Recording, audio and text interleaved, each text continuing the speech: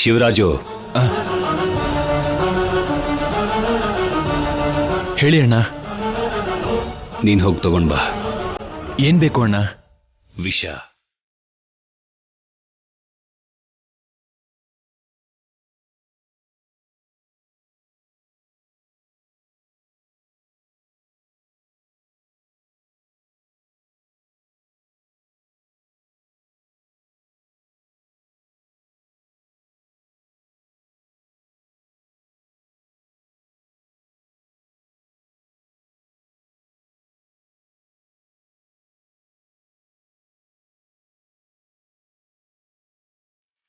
ರಾಜು, ಏನೋ ಈ ಮಾತುಗಳು? ಎಲ್ಲರೂ ಸಂತೋಷವಾಗಿರ್ಬೇಕಾದ್ರೆ ಯಾಕ್ರಿ ಹೀಗೆಲ್ಲ ಮಾತಾಡ್ತೀರಾ? ಇಲ್ಲಿವರೆಗೂ ಸಂತೋಷವಾಗಿದ್ವಿ, ಏನ್ ಈಗ್ಲೂ ಸಂತೋಷವಾಗಿರ್ತೀರಾ?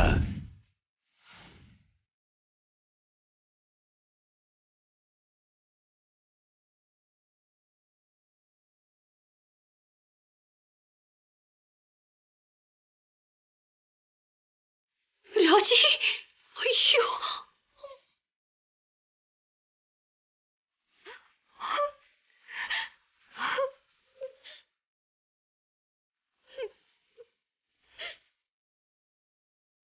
ಚಿಚ್ಚಿ, ಏನೇ ಆತರ ತೆಗೆಸ್ಕೊಂಡಿದ್ಯಾ? ನಮ್ಮನೆ ಮರ್ಯಾದೆ ಇನ್ನೂ ಇದೆಯಾ?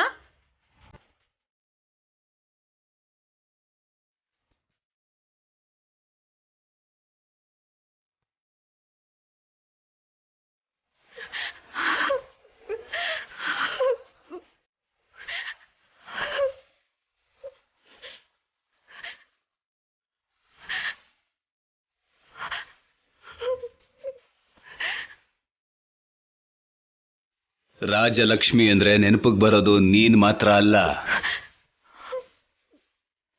ನಿನ್ನ ಪದ್ಧತಿಯಿಂದ ಬೆಳೆಸಿರೋ ತಂದೆ ರಾಜಾರಾಮ್ ಕೂಡ.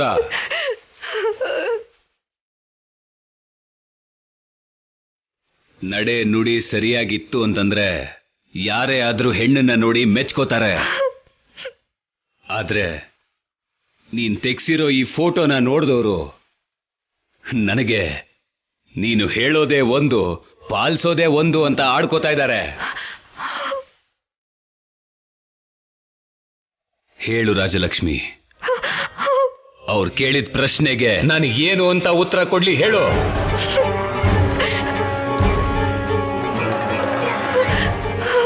ಅವಳನ್ನೇನು ಅನ್ಬೇಡಿ, ಆ ಫೋಟೋ ತೆಗೆದಿದ್ದು ನಾನು.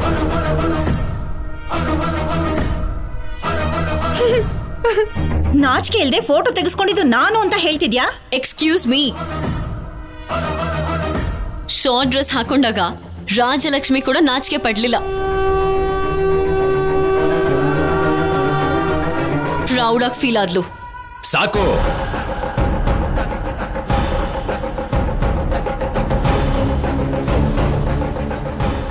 ಸಾಕ್ ಮಾಡು.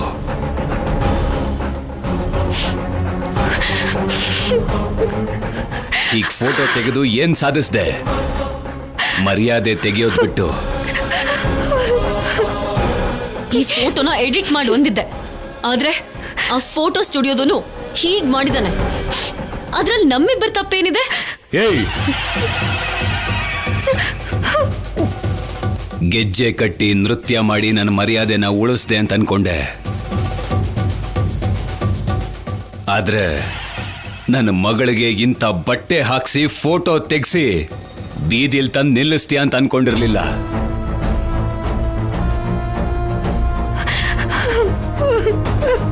ಇಷ್ಟಕ್ಕೂ ನಿನಗೇನನ್ಬೇಕು?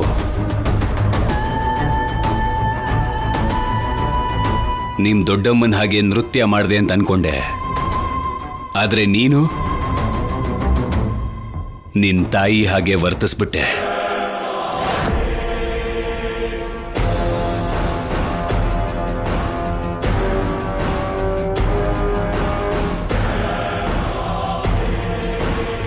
ಪೀಡೆ ಪರಿಹಾರ ಆಯ್ತು ಅಂತ ಅನ್ಕೊಂಡೆ, ಆದ್ರೆ ಪೀಡೆ ತೊಲಗಿಲ್ಲ ಅಂತ ಈಗ ಅರ್ಥ ಆಯ್ತು.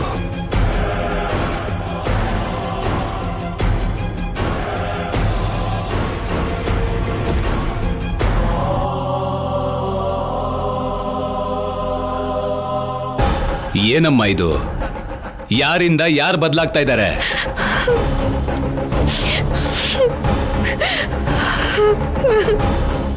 ಈ ಮನೆ ಒಬ್ಬ ವ್ಯಕ್ತಿನ ಬದಲಾಯಿಸುತ್ತೆ ಅಂತ ಅನ್ಕೊಂಡು ಈ ಮನೇಲಿ ಇರಿಸ್ಕೊಂಡೆ. ಆದ್ರೆ ಏನಾಯ್ತು? ಆ ವ್ಯಕ್ತಿನೇ ಈ ಮನೆನ ಬದಲಾಯಿಸ್ತಾ ಇದ್ದಾಳೆ.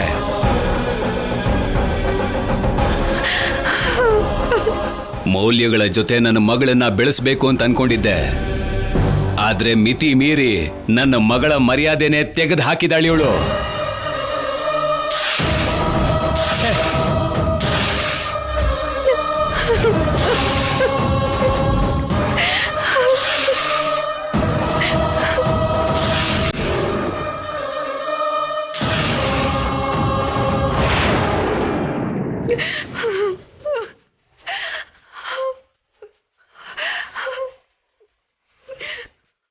ಈಗ ತಪ್ಪು ಮಾಡಿರೋ ರಾಜಲಕ್ಷ್ಮಿಗೆ ಹೊಡಿಬೇಕಾ? ಮಾಡ್ಸಿರೋ ಇವಳಿಗೆ ಹೊಡಿಬೇಕಾ? ಅಥವಾ ಈ ಮನೇಲಿ ಇರೋದಕ್ಕೆ ಜಾಗ ಮಾಡಿಕೊಟ್ಟವ್ರಿಗೆ ಹೊಡಿಬೇಕಾ? ಯಾರಿಗೆ ಶಿಕ್ಷೆ ಕೊಡ್ಬೇಕಮ್ಮ?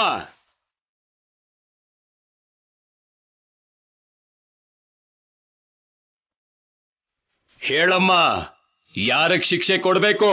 ರಾಜು, ತಾಯಿಯಾಗಿ ನನ್ಗೊಂದು ಅವಕಾಶ ಕೊಡು. ಈ ವಿಷಯನ ನಾನ್ ಸರಿ ಮಾಡ್ತೀನಿ. ಅಮ್ಮ, ನೀನ್ ಏನ್ ಬೇಕಾದ್ರೂ ಮಾಡು. ಆದ್ರೆ ಈ ಮನೆಯಲ್ಲಿ ಇದೇ ಕೊನೆ ತಪ್ಪಾಗಿರ್ಬೇಕು.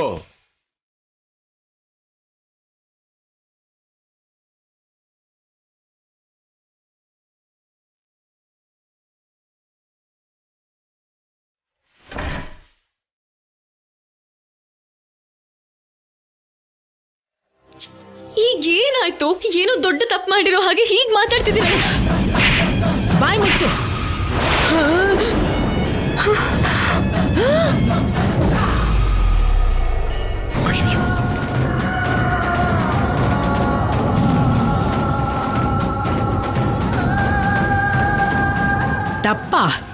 ತಪ್ಪಂದ್ರೆ ಏನ್ ಗೊತ್ತಾ ನಿಂಗೆ? ತಂದೆ ತಾಯಿ ತಮ್ಮ ಮಕ್ಕಳನ್ನ ಬೆಳೆಸೋದ್ರಲ್ಲಿ ಕೆಲವು ನಿರ್ಧಾರಗಳನ್ನ ತಗೋತಾರೆ. ಆ ನಿರ್ಧಾರಗಳನ್ನ ಹಾಳು ಮಾಡೋದು ತಪ್ಪೆ.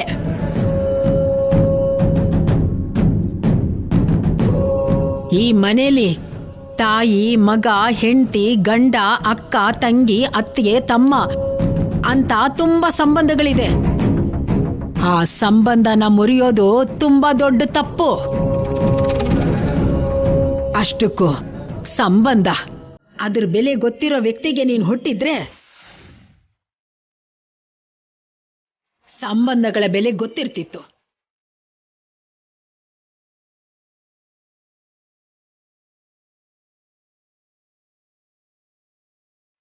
ಅಷ್ಟಕ್ಕೂ ಸಂಬಂಧ ಅಂದ್ರೆ ಏನ್ ಗೊತ್ತಾ? ನಿಮ್ ದೊಡ್ಡಮ್ಮ ಅಲ್ಲಿಂದಾನೇ ಬಂದಿದ್ದು. ಒಂಟಿಯಾಗಿ ಬಂದ್ಲು. ಅವಳ ಪ್ರೀತಿಯಿಂದ, ಒಳ್ಳೆತನದಿಂದ, ತಾಳ್ಮೆಯಿಂದ ಎಲ್ಲರಲ್ಲೂ ತಾನಿದ್ದು ಎಲ್ರಿಗೂ ಅವಳೇ ಆಗಿದ್ಲು. ಅವಳು ಅಂದ್ರೆ ಈ ಮನೆಯಲ್ಲಿ ಗೌರವನೇ. ಈ ಮನೆಯಲ್ಲಿ ಪ್ರತಿಯೊಬ್ಬರಲ್ಲೂ ಅವಳು ಭಾಗ. ಅವಳಿಲ್ದೇನೆ ಈ ಮನೆ ಇಲ್ಲ, ಈ ಮನೆ ಮನುಷ್ಯರು ಇರೋದಿಲ್ಲ. ಅಂತ ವ್ಯಕ್ತಿನ ಈ ಮನೆಗೆ, ಈ ಮನೆ ವ್ಯಕ್ತಿಗಳಿಗೆ ದೂರ ಮಾಡಬೇಕು ಅನ್ಕೊಳ್ಳೋದು ದೊಡ್ಡ ತಪ್ಪು.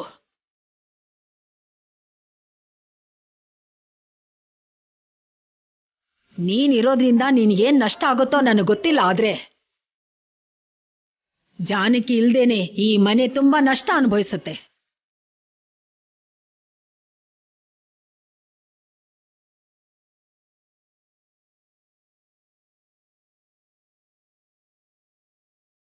ಅದು ತಿಳಿದು ಅವಳು ಕುಗ್ಗ್ ಹೋಗ್ತಿದ್ದಾಳೆ. ತಿಳಿದೆ ನೀನು ಹೆಚ್ಕೊಂಡಿದ್ಯಾ?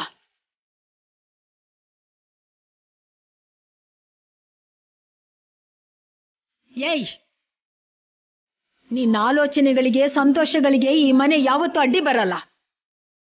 ಈ ಮನೆ ಸಂತೋಷನ, ಗೌರವನ ಹಾಳು ಮಾಡ್ತೀನಿ ಅಂತ ನೋಡಿದ್ರೆ ಮಾತ್ರ ನಿನ್ನನ್ನ ಕ್ಷಮಿಸೋದಿಲ್ಲ. ಇದೇ ನಿನಗೆ ಕೊನೆ ಅವಕಾಶ. ಅರ್ಥ ಆದ್ರೆ ಬದಲಾಗು. ಅರ್ಥ ಆಗ್ಲಿಲ್ಲ ಅಂದ್ರೆ ನಿಮ್ ದೊಡ್ಡಮ್ಮ ಹೇಳ್ದ ಹಾಗೆ ಗಂಟು ಮೂಟೆ ಕಟ್ಕೊಂಡು ಇಲ್ಲಿಂದ ಹೊರಟೋಗು.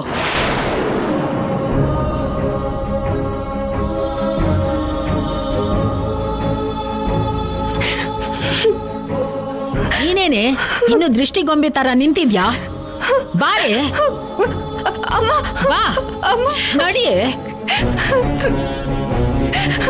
ಅಜ್ಜಿ,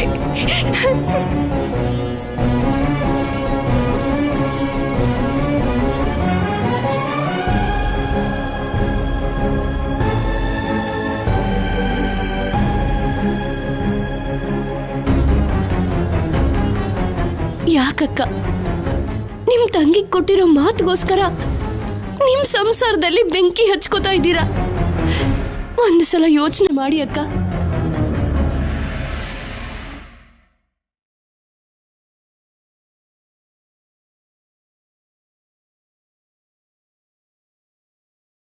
ಅದಕ್ಕೆ ನಾನು ಸೀತಾರಾಮರ ಬಗ್ಗೆ ಕೇಳಿದ್ದೀನಿ, ಆದ್ರೆ ಈ ಮನೇಲಿ ನೋಡಿದ್ದೀನಿ. ಹಾಗಿರುವಾಗ ಅಣ್ಣ ಮತ್ತೆ ನೀವು ಬೇರೆ ಬೇರೆ ಆಗುವಂತ ವಿಷಯ ಬಂದ್ರೆ ಅದಕ್ಕೆ ಕಾರಣ ಆದವ್ರನ್ನ ನಾನು ಯಾವತ್ತೂ ಕ್ಷಮಿಸಲ್ಲ, ಯಾವತ್ತಿಗೂ ಇಲ್ಲ.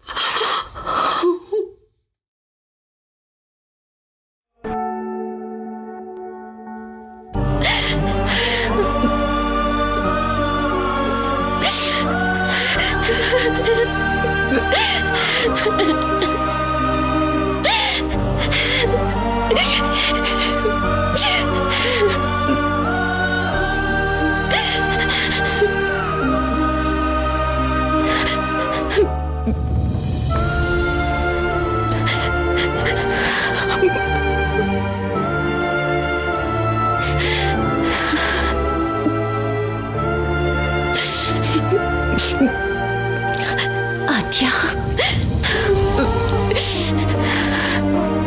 ಬೇಜಾರಾಗ್ತಿದ್ಯೇನಮ್ಮ?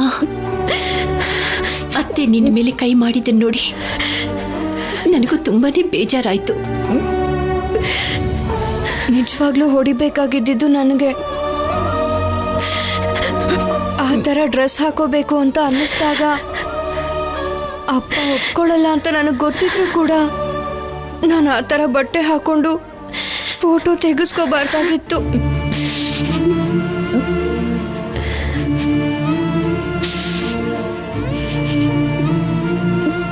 ರಾಜಿ, ನಡೆದಿದ್ದನ್ನೇ ಹೇಳ್ತಿದ್ದೀನಮ್ಮ. ಅವಳಿಗೆ ಗೊತ್ತಿರ್ಲಿಲ್ವಾ? ನನಗ್ ಗೊತ್ತಿರ್ಲಿಲ್ವಾ ಫೋಟೋ ತೆಗೆಸಬಾರ್ದಿತ್ತು ಅಂತ? ಅದನ್ನ ಈಗ ಹೇಳ್ತಿದ್ಯಲ್ಲ. ಅದು ಅಲ್ಲದೆ ನೀನು ಹಾಕಿ ಆಡ್ಕೊಂಡು ಬಂದಿದೀಯ ಕೂಡ, ಆಗ ನೆನಪಿಗೆ ಬರ್ಲಿಲ್ವಾ? ಆಟ ಆಡಿ ಮನೆಗೆ ಬಂದ್ಮೇಲೆ ನೀನು ನನಗೆ ಕಪಾಳಕ್ಕೆ ಹೊಡೆದೆ ಅಲ್ವಾ? ನಿನಗೆ ನಾನು ಹೊಡೆದು, ಅಯ್ಯೋ ನಾನು ಹೊಡೆದು ಬಿಟ್ನಲ್ಲ ಅಂತ ನಾನು ಎಷ್ಟು ನೋವು ಪಟ್ಟೆ ಗೊತ್ತಾ? ಆದ್ರೆ ಅತ್ತೆ ಹಾಗನ್ಕೊಳ್ಳೋದಿಲ್ಲ.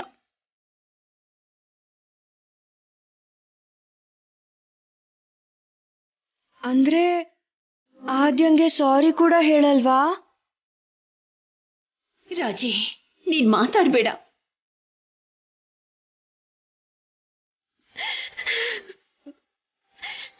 ಆದ್ಯಾ, ಆದ್ಯಾ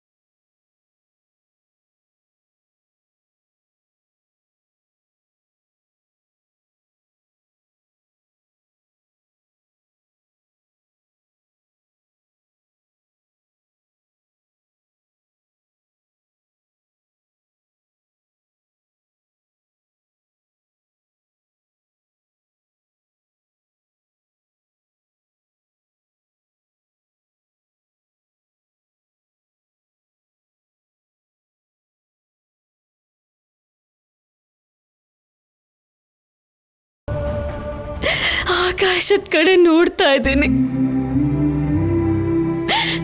ಯಾವಾಗಾದ್ರೂ ನೀನ್ ಕಾಣಿಸ್ಲಿಲ್ಲ ಅಂದ್ರೆ ಚಂದ್ರನ್ ನೋಡಿದಾಗ ನಾನು ಕಾಣಿಸ್ತೀನಿ ಅಂತ ನನ್ನ ಆಟ ಆಡಿಸ್ತಿದ್ದೆ. ಅವಾಗ ಅರ್ಥ ಆಗ್ಲಿಲ್ಲ, ಇವಾಗ ಅರ್ಥ ಆದ್ರೂ ಕೇಳೋದಕ್ಕೆ ನೀನೇ ಇಲ್ಲ. ನೀನ್ ಹೇಳ್ತಿದ್ದ ಹಾಗೆ ನಿನ್ ರೂಪನಾದ್ರೂ ಕಾಣಿಸುತ್ತೇನೋ ಅಂತ ನೋಡ್ತಾ ಇದ್ದೇನೆ. ನನಗೆ ಆಕಾಶದಲ್ಲಿರೋ ಕತ್ಲು ಕಾಣಿಸ್ತಿದ್ಯೇ ಹೊರತು ಬೇರೆ ಏನೂ ಕಾಣಿಸ್ತಿಲ್ಲ. ಆ ಕತ್ಲಿನ ಹಾಗೆ ಅವತ್ತು ಇವ್ರು ನನ್ನ ಅನಾಥೆ ಅಂದ್ರು. ಇವತ್ತೇನ್ ನಡೀತು ಅಂತ ನೋಡ್ದೆ ಅಲ್ಲ, ನನಗಾಗಿದ್ ನೋವಿಗಿಂತ ನಿನ್ ಮೇಲೇನೆ ಜಾಸ್ತಿ ಕರುಣೆ ಬರ್ತಿದೆ ಮಮ್ಮ. 20 ವರ್ಷದ ಹಿಂದೆ ಮದ್ವೆ ಮಾಡ್ಕೊಂಡು ಡ್ಯಾಡಿ ಜೊತೆ ಅಮೇರಿಕಾಗ್ ಬಂದೆ. ಇಲ್ಲಿ ನಮಗ್ ಯಾರು ಇಲ್ಲ ಬೇಬಿ ಅಂತ ಹೇಳ್ಕೊಂಡು ಅವ್ರ ಜೊತೆ ನಿನ್ ಜಗಳ ಆಡ್ತಾ ರಾಮಪುರದಲ್ಲಿ ನಮ್ಮ ಅಕ್ಕ ಇದ್ದಾಳೆ, ನನ್ನ ಸಂಬಂಧಿಕರಿದ್ದಾರೆ ಅಂತ ತುಂಬಾ ಹೆಮ್ಮೆಯಿಂದ ಹೇಳ್ಕೊಂಡು ಖುಷಿ ಪಡ್ತಾ ಇದ್ದೆ.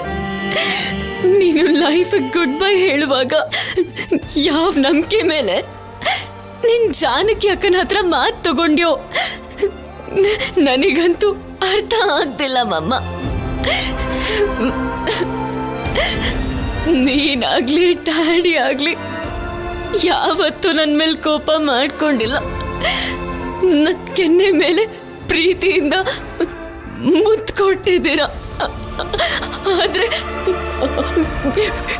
ಆದ್ರೆ ಇವರು ನನ್ನ ಕೆನ್ನೆ ಮೇಲೆ ಹೊಡೆದ್ರು ಮಮ್ಮ.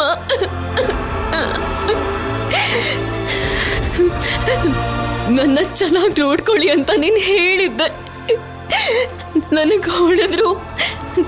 ನಿಮ್ಮಕ್ಕ ಅಲ್ಲೇ ಇದ್ರು, ಸುಮ್ಮನೆ ನೋಡ್ತಾ ನಿಂತಿದ್ರು.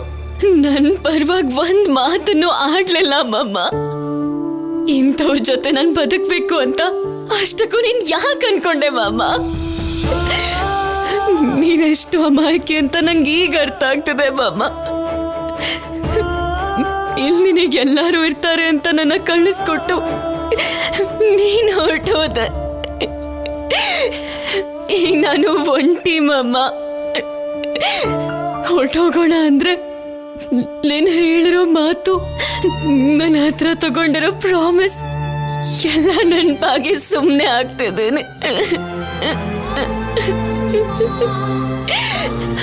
ನೀನ್ ಹೇಳ್ತಿದ್ದ ಹಾಗೆ ನಾನು ಏಂಜಲ್ ಅಲ್ಲ, ಇನ್ನು ಕ್ವೀನ್ ಅಂತೂ ಅಲ್ವೇ ಅಲ್ಲ. Orphan, orphan, just orphan.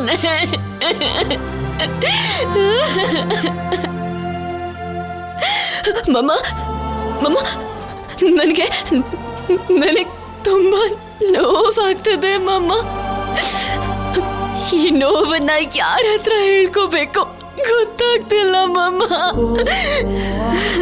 ಅಪ್ಪ ನೋಡಿದ್ರೆ ಆ ಕಡೆ, ನೀನ್ ನೋಡಿದ್ರೆ ಇಲ್ಲಿ. ಹೀಗಿರಕ್ ನಂಗೆ ಆಗಲ್ಲ ಮಮ್ಮ. ನನ್ ಕೈಲಿರೋಕ್ಕಾಗಲ್ಲ ಮಮ್ಮ. ಪ್ಲೀಸ್ ಮಮ್ಮ, ನೀನ್ ಬಂದು ನನ್ನಿಲ್ಲಿಂದ ಕರ್ಕೊಂಡು ಹೋಗ್ಬೇಡು. ಇಲ್ಲಿರೋಕ್ ಆಗ್ತಿಲ್ಲ ಮಮ್ಮ. ನಾನಿಲ್ಲಿರೋಲ್ಲ ಮಮ್ಮ. ಮಮ್ಮ, ಮಮ್ಮ, ಮಮ್ಮ, ಪ್ಲೀಸ್ ಮಮ್ಮ.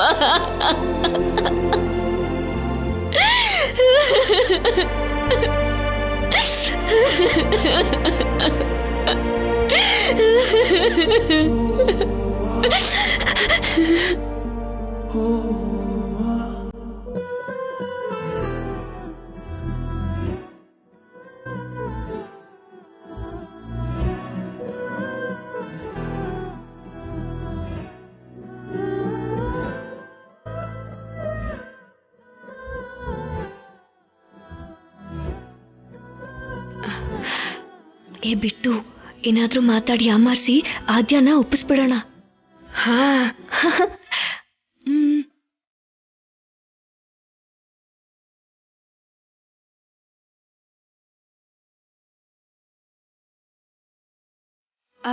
ಆದ್ಯಾ ನಿನ್ ಮೇಕಪ್ ಬಾಕ್ಸ್ ಎಲ್ಲಿದೆ? ಆದ್ಯಾಕ ಯಾಕೆ ಅಂತ ಕೇಳ್ತಿದ್ದಾಳೆ. ಎಲ್ ಕೇಳಿದ್ಲು? ಸೈಲೆಂಟ್ ಆಗಿದ್ರೆ ಅದೇ ಅರ್ಥ ಅಕ್ಕ.